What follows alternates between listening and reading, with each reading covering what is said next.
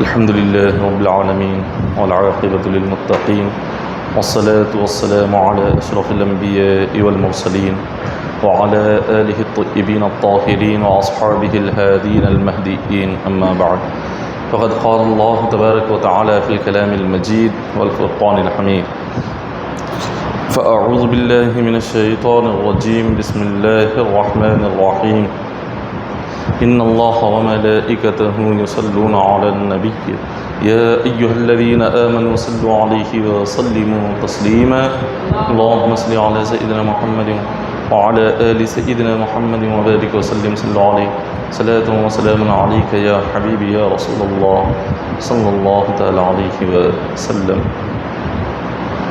معزز سامعین اکرام،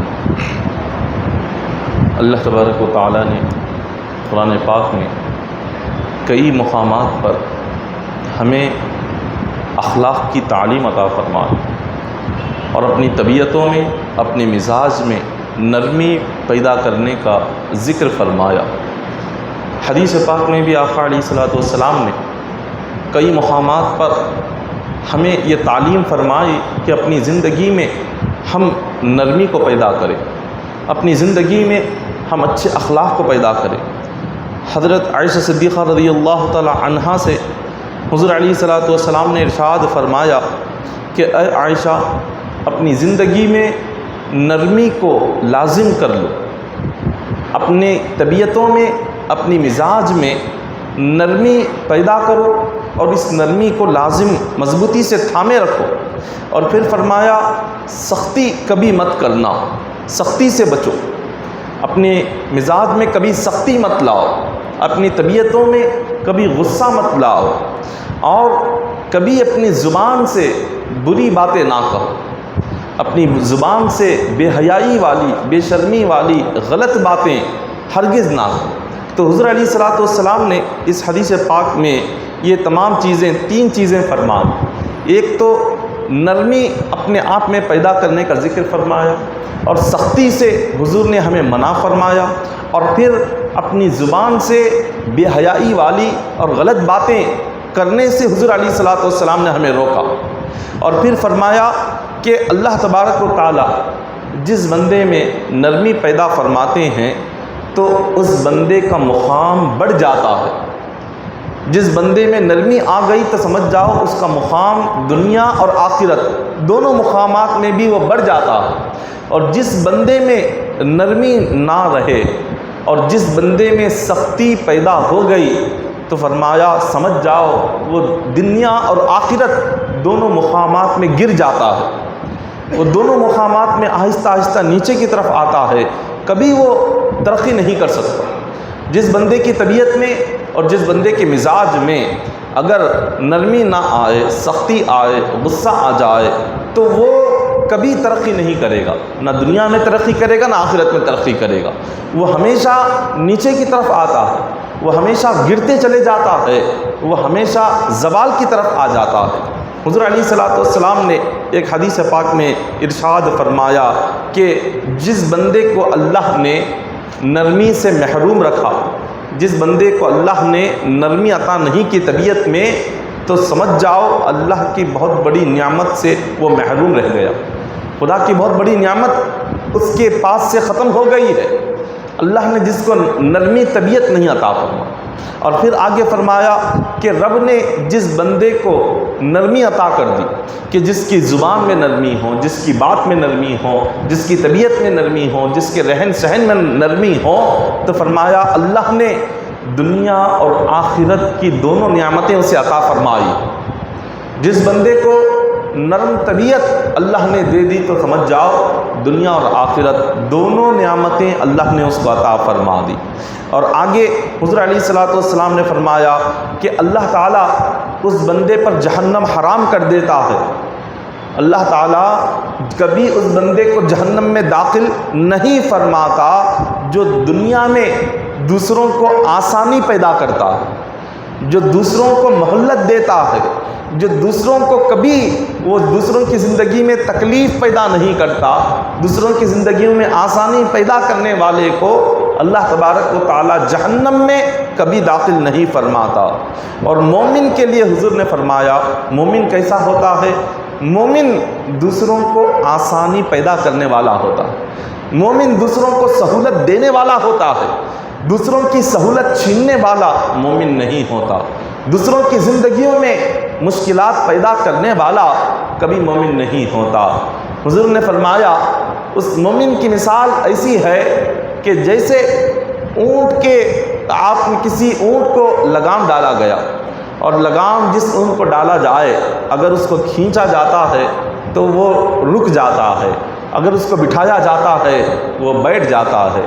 مومن کی نشانی یہی ہے، مومن میں بھی ایسی ہی طبیعت میں نرمی آنی چاہیے کہ وہ کبھی ایک چیز پر ڈٹا نہ رہے، ایک چیز پر مضبوطی سے سختی سے ایک چیز کو پکڑ کر نہ بیٹھ جائے۔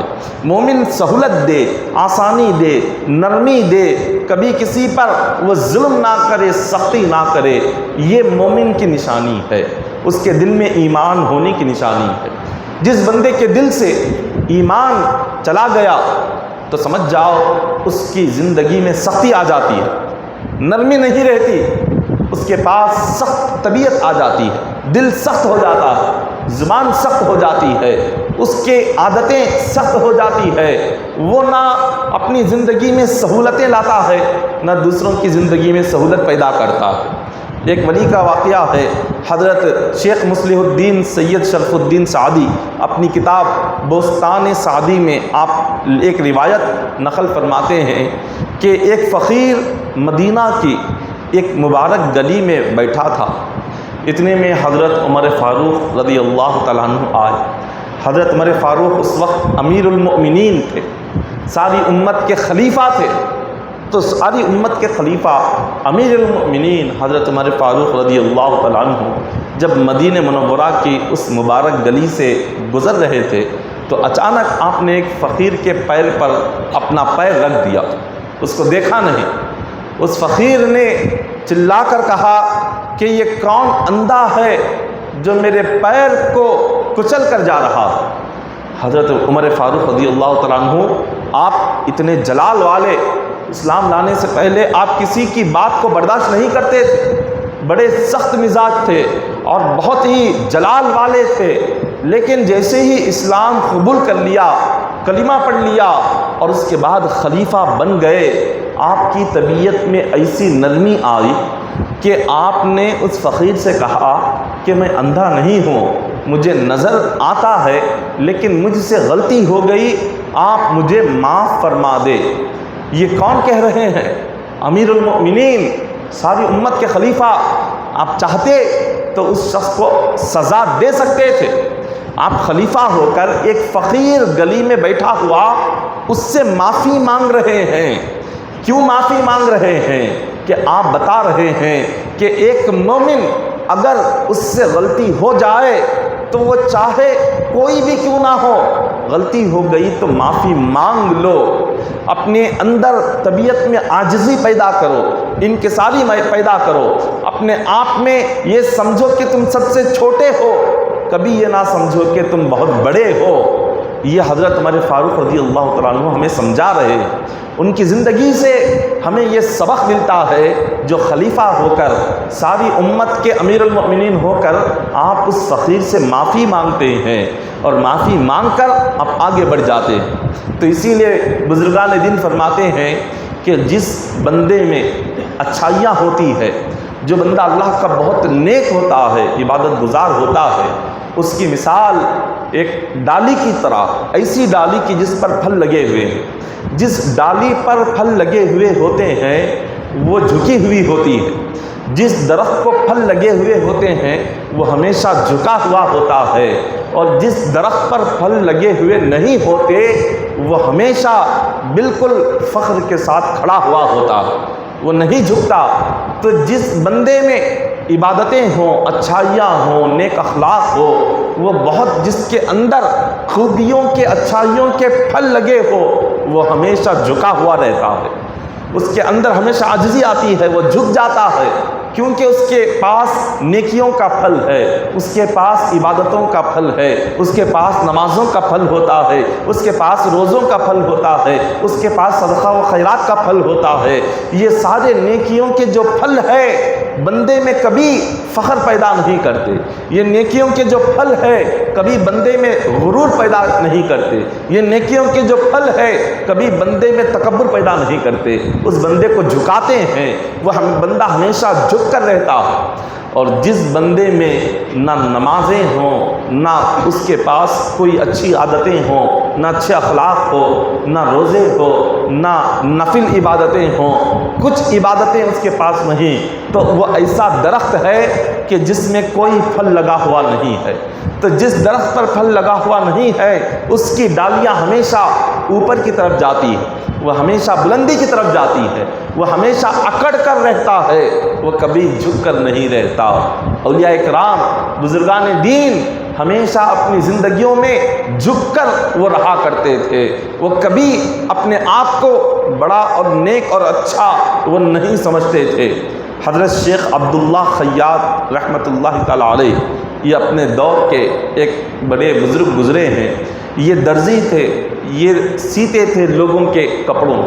ایک آتش پرست ان کے پاس آتا تھا، آگ کی عبادت کرنے والا، آگ کو خدا ماننے والا، وہ آ کر حضرت شیخ عبداللہ خیاط کے پاس اپنے کپڑے سلواتا تھا، اور جب آپ اس کے کپڑوں کو سی دیتے تو وہ شخص آپ کو کھوٹے سکے دے کر جاتا، ایسے سکے دیتا جو بازار میں چلتے نہیں، وہ آپ کو دے کر جاتا تھا۔ حضرت عبداللہ خیاط رحمۃ اللہ تعالی علیہ کافی سالوں سے آپ اس کے کپڑے سی رہے تھے، اور وہ جو بھی کھوٹے سکے دیتا آپ اس کو رکھ لیتے، واپس نہیں کرتے۔ کبھی اسے یہ نہیں پوچھا کہ جو تم سکے مجھے دے رہے ہو یہ بازار میں نہیں چلتے، کوئی لیتا نہیں، یہ ایسے کھوٹے سکے کیوں دیتے ہو، کبھی نہیں کہا۔ سالوں سے وہ کھوٹے سکے اپنے پاس رکھ لیتے۔ اب ایک دن آپ کہیں باہر گئے ہوئے تھے، اس آگ کی عبادت کرنے والے مشرک شخص نے، کافر شخص نے آ کر آپ سے کئی دن پہلے جو کپڑے اس نے سلوانے کے لیے ڈالے تھے وہ لینے کے لیے آیا۔ اس نے دیکھا حضرت عبداللہ خیاط وہاں نہیں ہے، آپ کا ایک شاگرد ہے جو کہ کارخانے میں بیٹھا ہوا۔ اس نے آپ کے شاگرد سے کہا کہ فلاں دن میں نے لا کر حضرت عبداللہ خیاط تمہارے استاد کے پاس میں نے کپڑے سلوانے کے لیے ڈالے تھے، وہ کپڑے دیکھو شاید سل گئے ہیں یا نہیں۔ جب شاگرد نے دیکھا تو کپڑے سل چکے تھے، اس نے لا کر اس کافر اور مشرک کو دے دیا۔ وہ لے کر اسی ہر سال کی طرح ہر جبھی بھی کپڑے سلواتا تو کھوٹے سکے دیتا، اس نے وہی کھوٹا سکہ شاگرد کو دے دیا۔ شاگرد نے جیسے ہی دیکھا واپس کر دیا، کہا کہ نہیں، یہ واپس لے لو اور لے کر مجھے وہی سکے دو جو بازار میں چلتے ہیں۔ تو اس کافر اور مشرک نے پھر نئے سکے جو بازار میں چلنے والے تھے وہ سکے اس نے دے دیے اور چلا گیا۔ تھوڑی دیر کے بعد حضرت عبداللہ خیاط رحمۃ اللہ تعالی علیہ آئے۔ آپ نے پوچھا کیا وہ کافر و مشرک آیا تھا کپڑے لینے کے لیے؟ شاگرد نے کہا جی ضرور آیا تھا۔ آپ نے جب دیکھا اپنا ڈبہ کھول کر تو اس میں کھوٹا سکہ نہیں دکھا، تو آپ نے شاگرد سے پوچھا کیا اس نے تمہیں رقم نہیں دی؟ شاگرد نے کہا کہ ہاں رقم دی ہے۔ تو آپ نے فرمایا اس کے وہ کھوٹے سکے نظر نہیں آ رہے اس ڈبے میں؟ تو شاگرد نے کہا کہ وہ کھوٹا سکہ دے کر جا رہا تھا، میں نے اس کو پکڑ لیا اور اس سے کہا کہ تم یہ کھوٹے سکے جو بازار میں نہیں چلتے ہمیں کیوں دیتے ہو، اپنے پاس رکھو اور وہ سکے دو جو بازار میں چلنے والے ہیں ہم وہی لیں گے۔ تو حضرت عبداللہ خیاط اپنے شاگرد سے فرمانے لگے کہ تم نے ایسا کیا کیوں؟ میں سالوں سے اس کے کھوٹے سکے لے رہا تھا، اپنے پاس اس کو جمع کر رہا تھا۔ شاگرد نے پوچھا کہ حضور ہم اتنی محنت کرتے ہیں اور اس محنت کے بدلے میں وہ کھوٹے سکے ہمیں دے کر جاتا ہے جو بازار میں چلتے ہی نہیں، تو ہماری محنت کا کیا فائدہ؟ تو حضرت عبداللہ خیاط فرماتے ہیں کہ مجھے بھی معلوم ہے کہ اس میں کوئی فائدہ نہیں ہے، میں اس سے یہ کھوٹے سکے اس لیے لیتا تھا اگر میں نہ لوں تو یہ لے جا کر کسی دوسرے مسلمان کو دے دیتا اور اس مسلمان کا نقصان ہو جاتا، میں دوسرے مسلمان کو نقصان سے بچانے کے لیے اپنا نقصان کر لیتا تھا۔ تاکہ یہ کسی دوسرے مسلمان کو نہ دے، تاکہ کسی دوسرے مسلمان کا نقصان نہ ہو، اس کو دھوکہ نہ ہو، تو اس دوسرے مسلمان کی بھلائی کے لیے اور اس کی اچھائی کے لیے اس کو نقصان نہ ہو، اسی لیے میں لے کر اپنے پاس رکھ لیتا تھا تاکہ دوسرا اس سے نقصان نہ اٹھائے، میں نقصان اٹھا لوں۔ یہ اللہ والوں کا طریقہ۔ ولی اور اللہ کے جو بزرگ ہوتے ہیں ان کی عادت ہی یہی ہوتی ہے، وہ خود نقصان اٹھاتے ہیں، وہ دوسروں کو نقصان نہیں پہنچاتے۔ ایک عام بندہ جو ہوتا ہے، عام بندہ، عام انسان اپنا فائدہ سوچتا ہے، عام بندے کو صرف اپنا فائدہ اس کو لگا رہتا ہے، چاہے دوسرا کتنا بھی نقصان کیوں نہ اٹھائے۔ ایک عام بندہ یہی سوچتا ہے کہ بس میرا فائدہ ہو جائے، لیکن جو بزرگان دین ہوتے ہیں، جو اولیاء ہوتے ہیں، وہ اپنا فائدہ کبھی نہیں سوچتے، وہ اپنے سے بڑھ کر ایک دوسرے مسلمان کا فائدہ سوچتے ہیں، وہ اپنے سے بڑھ کر کسی دوسرے بندے کا نقصان نہ ہو، وہ اس نقصان سے دوسروں کو بچانے کے لیے خود کا نقصان کر لیتے ہیں۔ یہ اللہ والوں کی تعلیم ہے، یہ ان کی زندگیاں ہے۔ حضرت عمر فاروق رضی اللہ تعالیٰ عنہ آپ فرماتے ہیں، اگر کسی انسان میں 9 اچھے اخلاق ہوں، 9 اچھے اخلاق، 9 اچھی عادتیں کسی بندے میں ہوں اور ایک عادت بری ہو، وہ ایک بری عادت اس کے 9 اچھی عادتوں کو برباد کر دیتی ہے۔ 9 عادتیں تو بڑی اچھی ہیں، 9 اخلاق تو بڑے اچھے ہیں، اس کی سیرت اور تمام چیزیں اچھی، مگر ایک چیز بڑی خراب ہے، ایک عادت بری ہے، ایک اخلاق برے ہیں، تو ایک بری عادت، ایک برے اخلاق اس کے 9 اچھے اخلاقوں کو برباد کر دیتے ہیں۔ وہ 9 اچھے اخلاق سے جتنی نیکیاں اس نے کمائی تھی، 9 اچھے اخلاق سے جتنی اچھائیاں اس نے کمائی تھی، 9 اچھے اخلاق کو ظاہر کر کے جتنی عزت اس نے کمائی تھی، جتنی شہرت اس نے کمائی تھی، 9 اخلاق کے ذریعے سے جتنی روزی اس نے کمائی تھی، جتنا مال اس نے کمایا تھا، ایک برا اخلاق اس کے سارے 9 اچھی عادتوں کو برباد کر دیتا ہے، اس کے اخلاق کو مٹا دیتا ہے۔ اسی لیے حضرت بشر بن عمر رضی اللہ تعالیٰ عنہ فرماتے ہیں، برے اخلاق جو ہوتے ہیں، انسان کے برے اخلاق، بری عادتیں جو ہوتی ہے، اس کا انجام ایک ہی ہے۔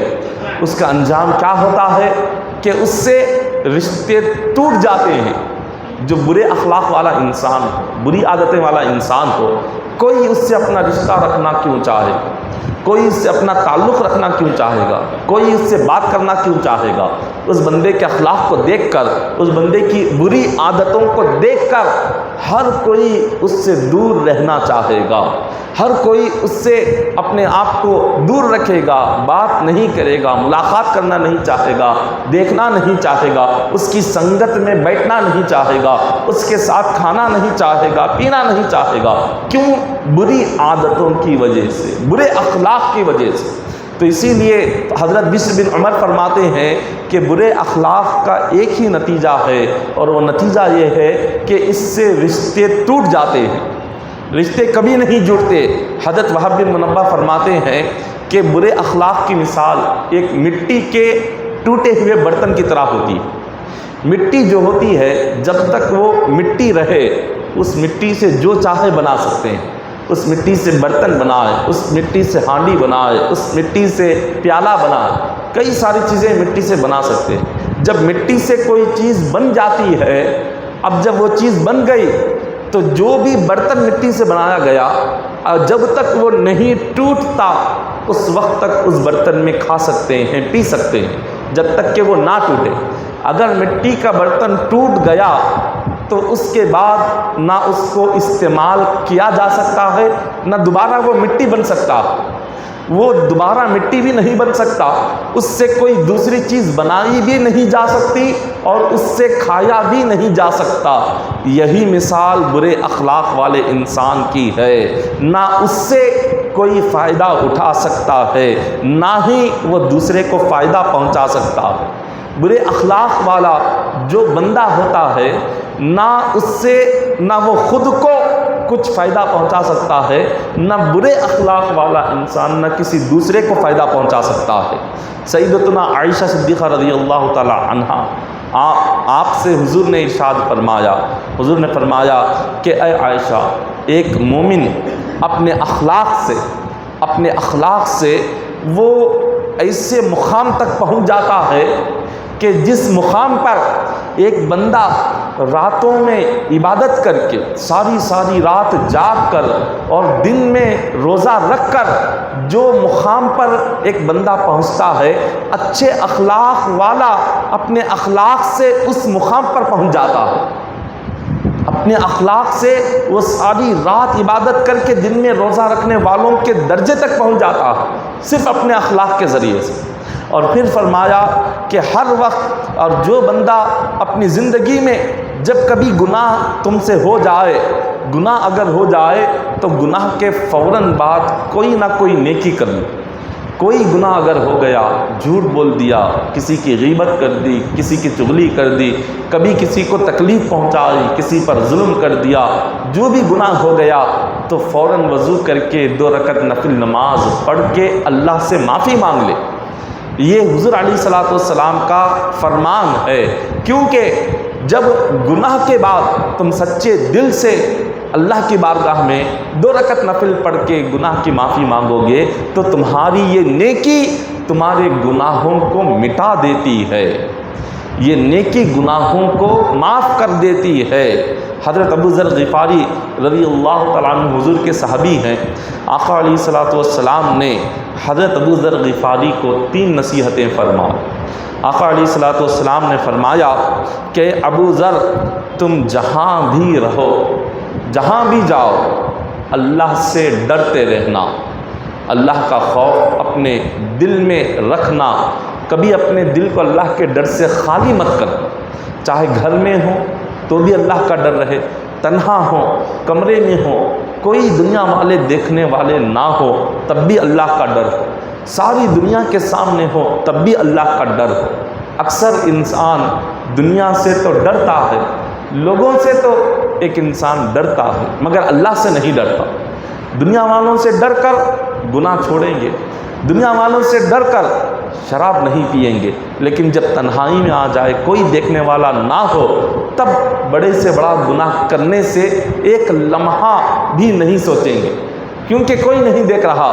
تو حضرت علیہ الصلوۃ والسلام بڑی پیاری نصیحت فرماتے ہیں ساری امت کو، خصوصاً حضرت ابو ذر غفاری کو، کہ جہاں بھی رہو، چاہے تم دنیا والوں کے سامنے رہو یا تنہا کمرے میں رہو یا سفر میں رہو یا کہیں باہر رہو، کوئی دیکھ رہا ہو کوئی نہ دیکھ رہا ہو، ہر وقت اپنے ذہن میں یہ خیال رکھنا کہ تمہارا رب تمہیں دیکھ رہا ہے، تمہارا رب تمہیں دیکھ رہا ہے۔ یہ اللہ کا خوف ہے۔ خدا کے خوف کا مطلب کیا ہے؟ خدا کے ڈر کا مطلب کیا ہے؟ کہ بندہ اپنے دل و دماغ میں یہ خیال ہمیشہ رکھے کہ میرا رب مجھے دیکھ رہا ہے۔ تو اگر یہ خیال آ گیا تو وہ کوئی گناہ نہیں کر سکے گا۔ یہ ذہن میں خیال آ گیا تو ہر گناہ کو کرنے سے پہلے یہ خیال آئے گا کہ اللہ دیکھ رہا ہے۔ ہر گناہ کو کرنے سے پہلے سوچے گا کہ میرا رب دیکھ رہا ہے۔ اگر وہ دیکھ رہا ہے تو اس کے بارے میں سوال بھی کرے گا، اس کے متعلق خبر میں بھی ثواب ہوگا، خبر میں اور قیامت کے دن سوال ہوگا، تو اس سے وہ بندہ گناہوں سے بچ جائے گا۔ اور دوسری نصیحت حضور نے کیا فرمائی؟ فرمایا کہ اگر تم سے کوئی گناہ ہو گیا تو گناہ کے فوراً بعد کوئی نہ کوئی نیکی کر لو۔ گناہ ہو گیا تو فوراً کوئی نیکی کر لو، توبہ کر لو، آ کر نماز پڑھ لو، اللہ کی بارگاہ میں آ کر مغفرت بخشش کی دعا مانگو، تمہاری نیکی تمہارے گناہوں کو مٹاتی ہے۔ اور تیسری نصیحت کیا فرمائی؟ کہ جب بھی لوگوں سے ملو اچھے طریقے سے ملو، اچھے اخلاق سے ملو، مسکرا کر ملو، دلوں میں بغض رکھ کر نہ ملو، دلوں میں حسد رکھ کر نہ ملو، دلوں میں دشمنی رکھ کر نہ ملو۔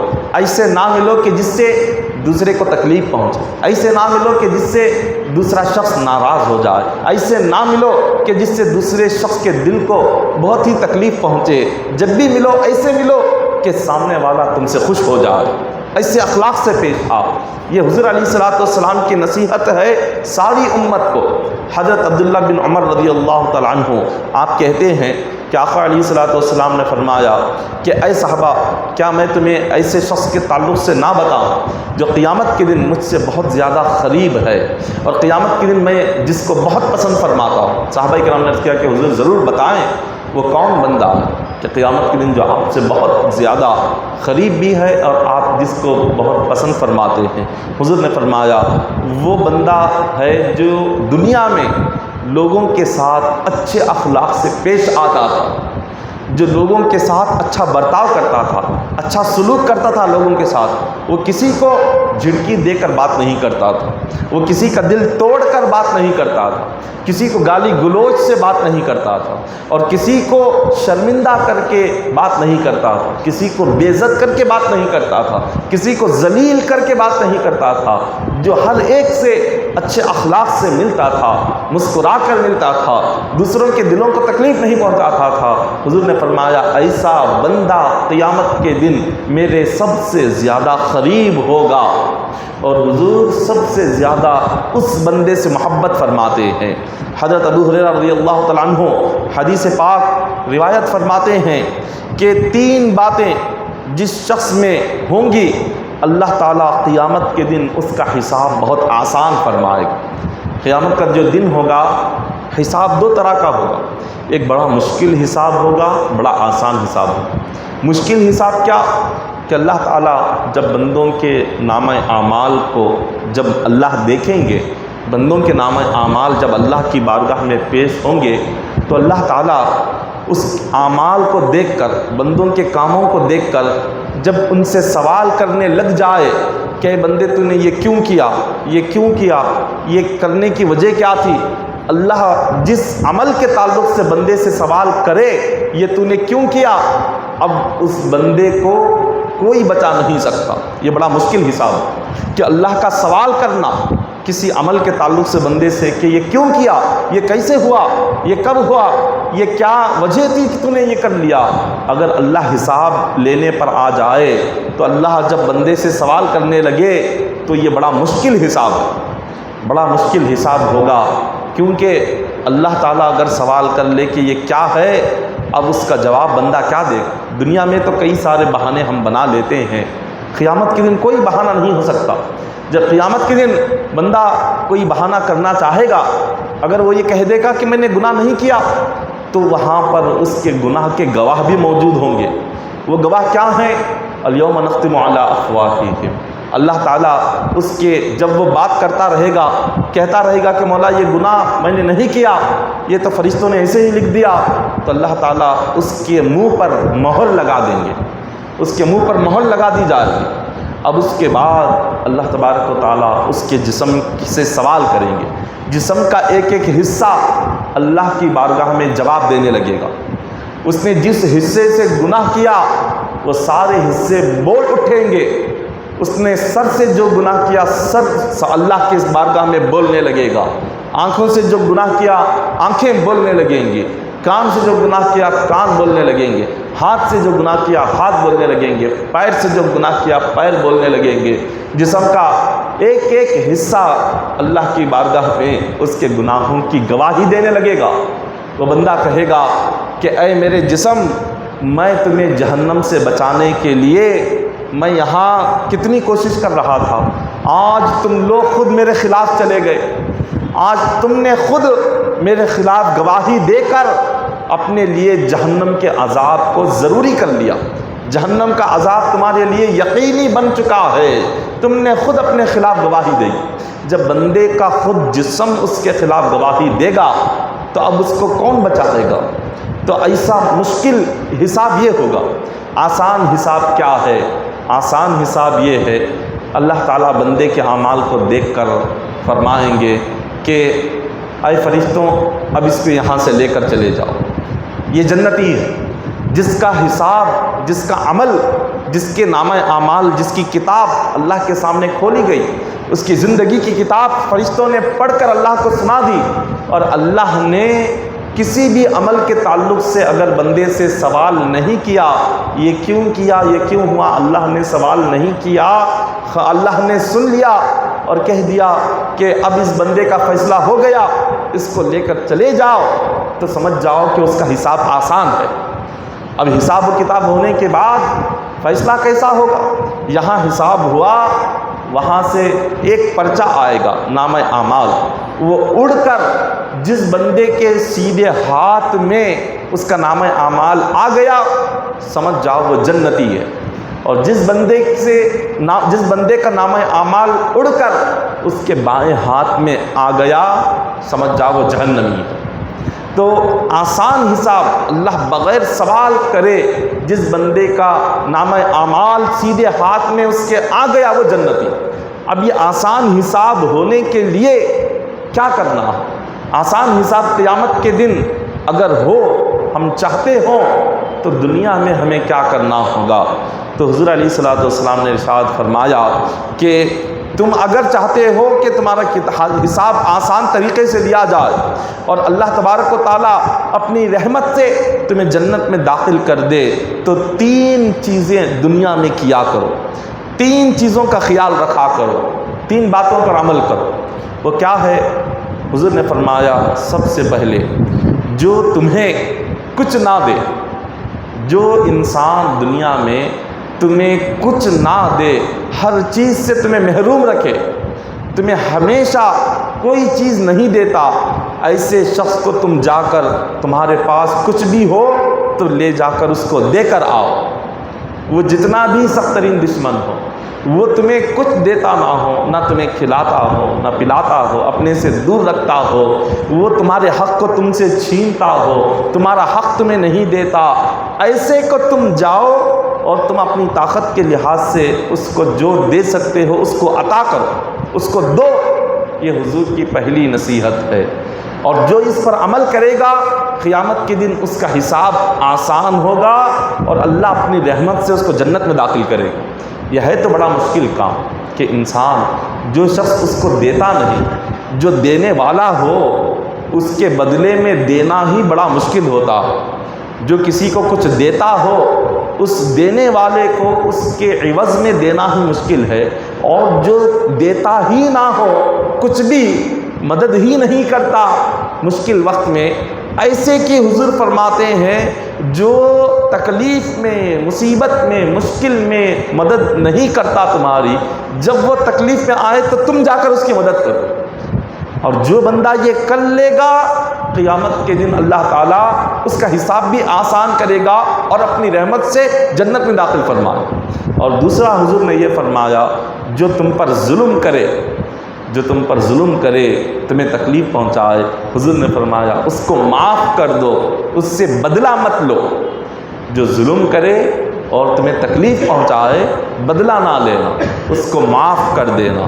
یہ دوسری بات ہے حضور کی، دوسری نصیحت۔ اور تیسری نصیحت حضور نے فرمایا جو تم سے اپنا رشتہ توڑے، جو رشتہ دار تم سے اپنے رشتوں کو توڑے، تم ان سے اپنے رشتے کو جوڑو۔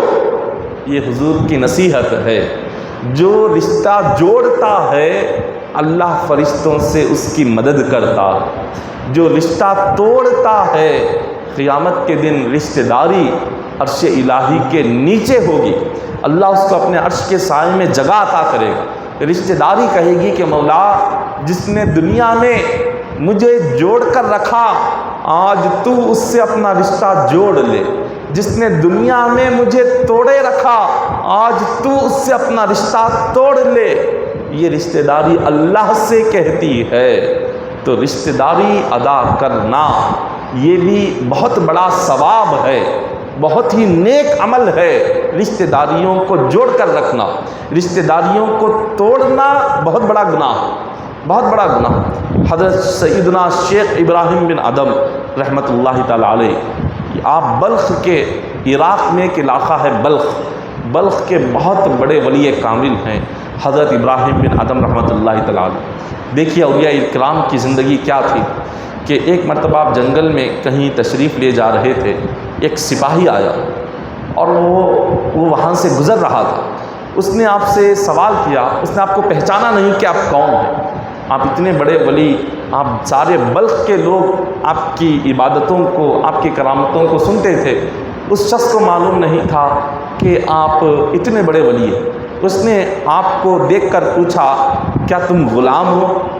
کیونکہ آپ کا جو لباس تھا، آپ کا جو حلیہ تھا، وہ غلاموں کی طرح نظر آ رہا تھا۔ آپ تھے تو بادشاہت کو ٹھوکر مار کر اللہ کی راہ میں نکل گئے، خدا کو راضی کرنے کے لیے جنگلوں میں آ گئے، ساری بادشاہت کو چھوڑ دیا، تو ایسا حلیہ ہو گیا کہ دیکھنے والے آپ کو غلام سمجھنے لگے۔ اس شخص نے کہا کہ آپ غلام ہو؟ حضرت ابراہیم بن ادم نے کہا کہ ہاں میں یقیناً میں غلام ہوں، تم نے صحیح پہچانا۔ اس نے کہا کہ میں یہاں جنگل میں ہوں، مجھے آبادی نظر نہیں آ رہی، یہاں سے آبادی کتنی دور ہے؟ شہر جہاں لوگ آباد رہتے ہیں کتنی دور ہے؟ آپ نے اس کو قبرستان کا راستہ بتلایا کہ یہ آبادی ہے، یہ شہر ہے، تم یہاں جاؤ۔ اس کو بڑا غصہ آیا اور اس نے حضرت ابراہیم بن ادم رحمۃ اللہ تعالیٰ علیہ سے کہا تم مجھ سے مذاق کر رہے؟ میں آبادی کا پتہ پوچھ رہا ہوں، میں شہر کا پتہ پوچھ رہا ہوں، تم قبرستان کا پتہ بتاتے ہو؟ یہ کہہ کر اس نے آپ کے سر پر بڑے ہی زور سے ایک وار کیا، جس سے آپ کا سر زخمی ہو گیا اور خون بہنے لگا۔ جب خون بہنے لگا تو حضرت ابراہیم بن ادم رحمۃ اللہ تعالیٰ علیہ کیا کرتے ہیں؟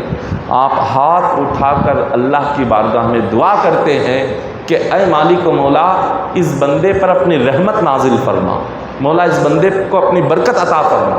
آپ دعا کرتے ہیں، وہ شخص یہ دیکھ کر حیران رہ جاتا ہے اور آپ کو پکڑ کر گھسیٹتا ہوا جنگل سے شہر کی طرف آتا ہے، وہ آبادی کی طرف آپ کو لے کر آتا ہے۔ جب شہر میں لوگوں نے دیکھا، اس شخص سے کہا کہ اے نادان تو نے یہ کیا کیا؟ اس نے کہا کہ میں نے اس غلام کو پوچھا کہ آبادی کا پتہ بتاؤ، شہر کا پتہ بتاؤ، تو انہوں نے قبرستان کا پتہ بتایا، میرے ساتھ مذاق کرنے لگے، اس لیے میں نے انہیں مارا اور گھسیٹ کر شہر لے کر آیا ہوں۔ شہر کے لوگوں نے کہا کہ تو نے جس کو مارا اور غلام سمجھا، یہ کوئی عام انسان نہیں ہے، یہ اللہ کے بہت بڑے ولی ابراہیم بن ادم ہے۔ یہ وہ ولی ہیں کہ جس کے حق میں دعا کرے اللہ ان کی دعا قبول کر لیتا۔ ان کی عبادتیں، ان کی کرامتوں کا چرچا سارے شہر میں اور سارے ملک میں پھیلا ہوا۔ جب اس شخص کو پتہ چلا کہ یہی ابراہیم بن ادم ہے کہ جس کا ذکر سارے شہر میں ہو رہا ہے، تو اس نے آ کر آپ سے معافی مانگی اور کہا کہ میں آپ سے اپنی غلطی کے لیے معافی چاہتا ہوں، آپ معاف کر دے۔ ایک عام انسان ہوتا تو وہ کیا کرتا کہ ایک اللہ کے ولی کا اس نے سر پھوڑ دیا، زخمی کر دیا، خون بہہ رہا ہے، اور اس بزرگ سے آ کر وہ معافی مانگ رہا ہے۔ انہیں گھسیٹتا ہوا جنگل سے آبادی میں لے کر آیا اور آبادی لا کر وہ دعا مانگ رہے ہیں، اس کے حق میں رحمت کی دعا کر رہے ہیں، برکت کی دعا کر رہے ہیں، اور اتنا سب کچھ ہوا۔ اب وہ آ کر کہتا ہے کہ آپ مجھے معاف کر دیں، تو حضرت ابراہیم بن ادم فرماتے ہیں اے اللہ کے بندے، تیری معافی مانگنے سے پہلے میں نے تجھے معاف کر دیا، تیری معافی مانگنے سے پہلے ہی میں نے معاف کر دیا، اس لیے کہ حضور نے فرمایا کہ جو تم پر ظلم کرے تم اس کو معاف کرو۔ تو حضور کی حدیث پر میں نے تمہاری معافی مانگنے سے پہلے تمہیں معاف کر دیا۔ اور اس کے بعد اس نے پوچھا کہ آپ اتنے بڑے ولی، جب میں نے آپ کو غلام کہہ کر پکارا تو آپ نے یہ کیوں نہیں کہا کہ میں غلام نہیں، میں اللہ کا ولی ابراہیم بن ادم ہوں؟ انہوں نے فرمایا کہ غلام کیا ہے؟ غلام جو ہوتا ہے اپنے آقا کے حکم کو مانتا، اپنے مالک کے حکم کو ماننے والے کو غلام کہتے ہیں، اور میرا مالک اللہ ہے، میں اپنے مالک کا ہر حکم مانتا ہوں، اسی لیے میں اللہ کا غلام ہوں۔ میں خود کو اللہ کا غلام سمجھتا ہوں کیونکہ وہ میرا مالک ہے، اور اس کا جو حکم ہے اس حکم پر میں چلنے والا ہوں، تو میں غلام ہی ہوا، میں غلام ہی ہوں۔ پھر اس کے بعد اس نے پوچھا کہ چلو یہ بات تو سمجھ میں آ گئی، آپ نے کہا جب میں نے شہر کا پتہ آپ سے پوچھا تو آپ نے قبرستان کا پتہ بتایا، ایسے آپ نے کیوں کیا؟ آبادی کا پتہ بتانا چاہیے تھا، آپ نے قبرستان کا پتہ کیوں بتایا؟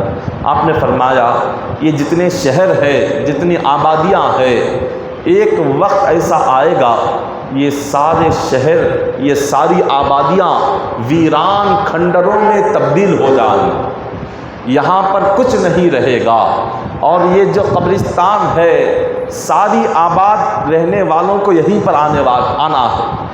شہر والا بھی قبرستان میں آ کر ہی دفن ہوگا، خریے والا بھی قبرستان میں آ کر دفن ہوگا، بستی والا بھی قبرستان میں آ کر دفن ہوگا۔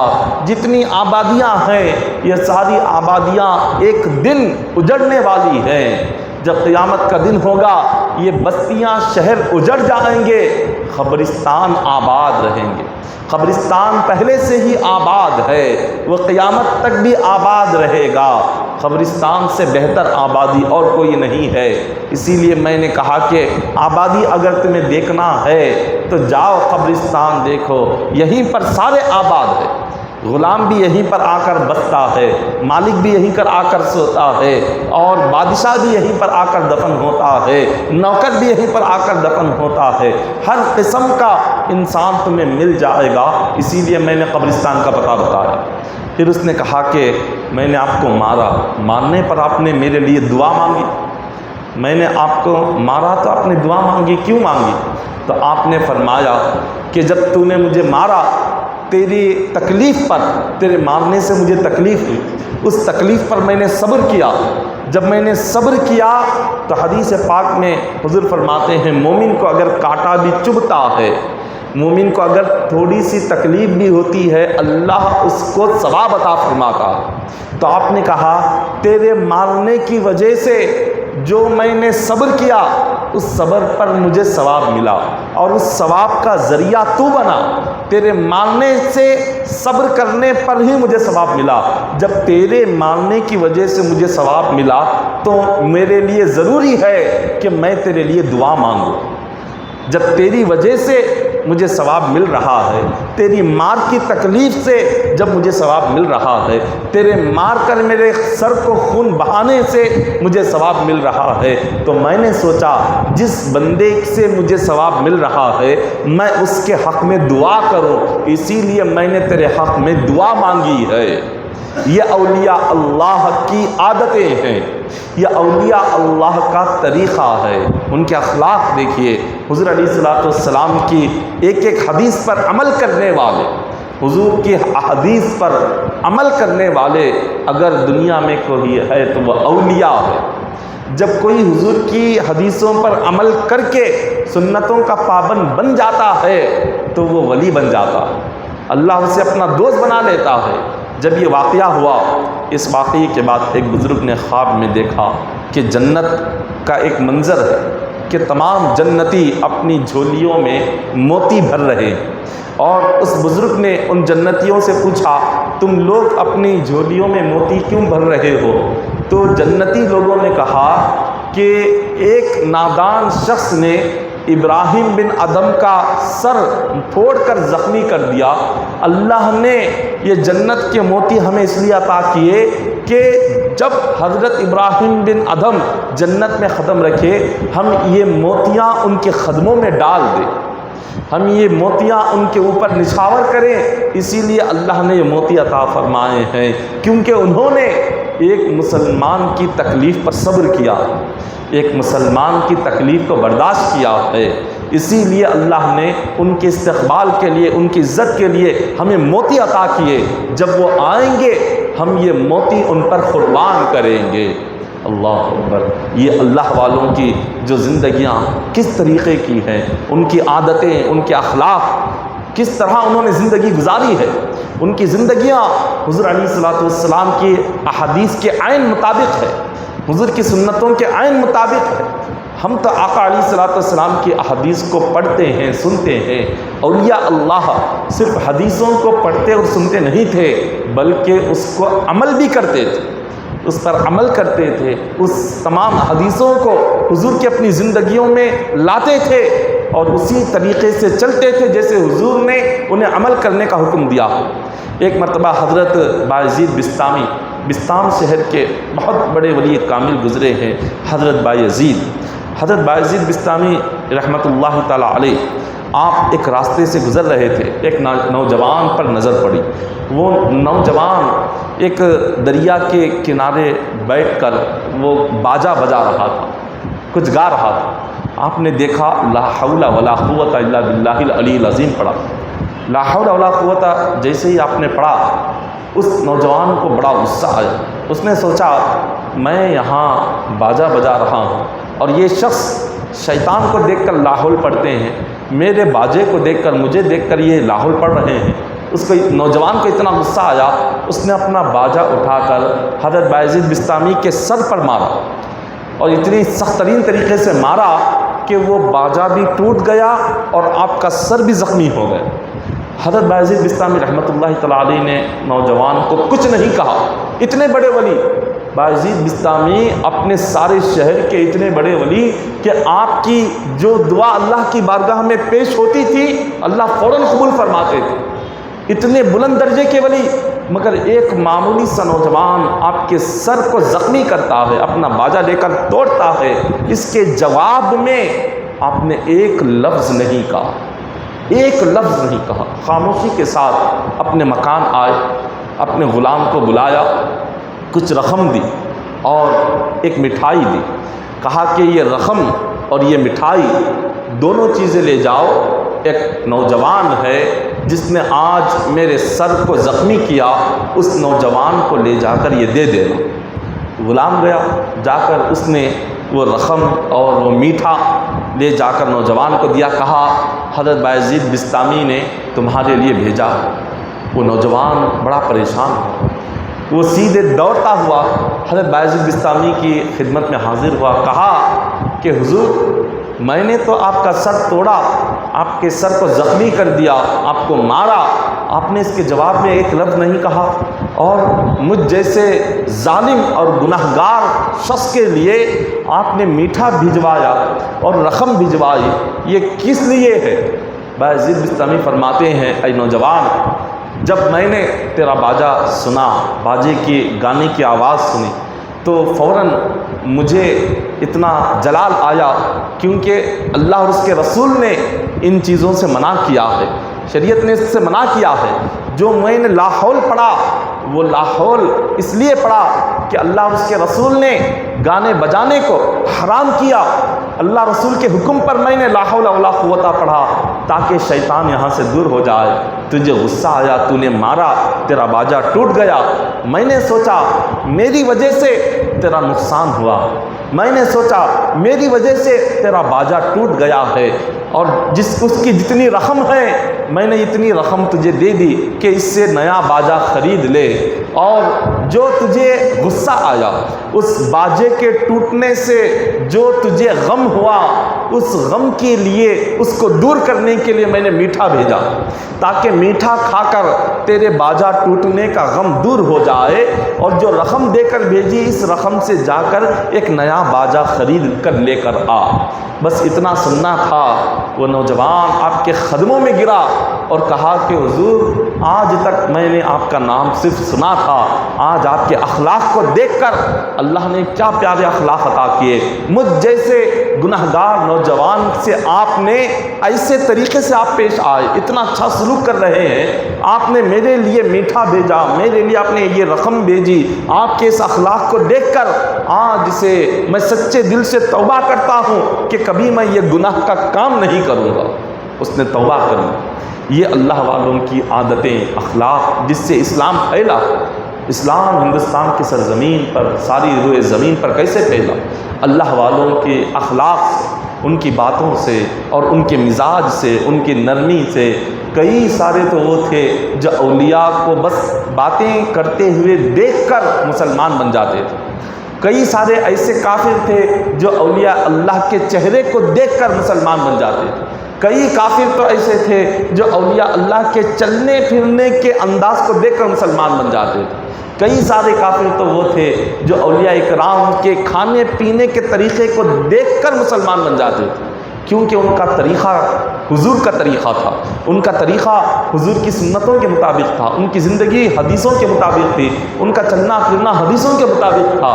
تو حضور کی سنتوں کے مطابق اور حدیثوں کے مطابق اپنی زندگی گزارنے کی برکت سے جو کافر انہیں دیکھتا تھا ان کے قدموں میں گر جاتا تھا، گناہگار اگر دیکھتا تھا توبہ کر لیتا تھا، نافرمان اگر دیکھتا تھا تو اپنے گناہوں کو چھوڑ کر ان کا مرید بن کر ساری زندگی وہ ولایت کے درجے پر پہنچ جاتا تھا۔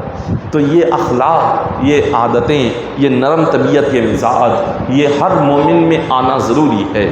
جب تک اخلاق صحیح نہیں ہوں گے اس وقت تک ہمیں اپنی ایمان مکمل نہیں ہوگا۔ حضور نے فرمایا ایک کامل مسلمان کی نشانی کیا ہے؟ ایک مومن کا ایمان اسی وقت میں مکمل ہوتا ہے جب اس کے اخلاق اچھے ہوں۔ اگر اخلاق اچھے نہیں وہ مومن تو رہے گا مگر مکمل مومن نہیں رہے گا۔ وہ مکمل اور کامل مومن اسی وقت میں بن سکتا ہے جب اس کے پاس اچھے اخلاق آ جائیں۔ انشاءاللہ آگے کی احادیث کا ذکر کل ہوگا۔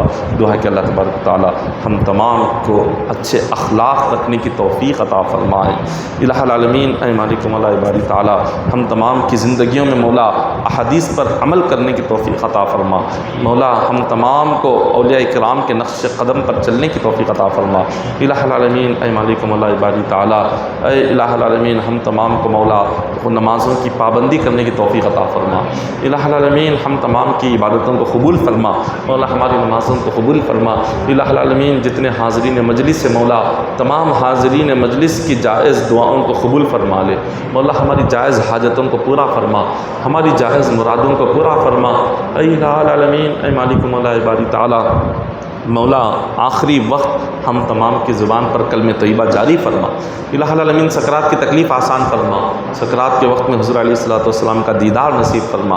الہ العالمین عذاب قبر سے ہماری حفاظت فرما، قبر کے فتنے سے ہماری حفاظت فرما، قبر کی وحشت سے گھبراہٹ سے ہماری حفاظت فرما۔ الہ العالمین فقر و فاقہ تنگدستی محتاجی مفلسی مجبوری سے مولا ہم تمام کو محفوظ فرما۔ الہ العالمین ہم تمام کے رزق میں خیر و برکت عطا فرما، مولا ہماری روزی میں ترقی عطا فرما۔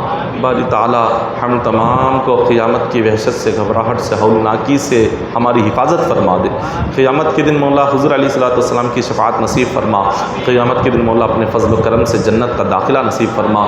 مولا قیامت کے دن اپنے عرش کے سائے میں ہمیں جگہ عطا فرما۔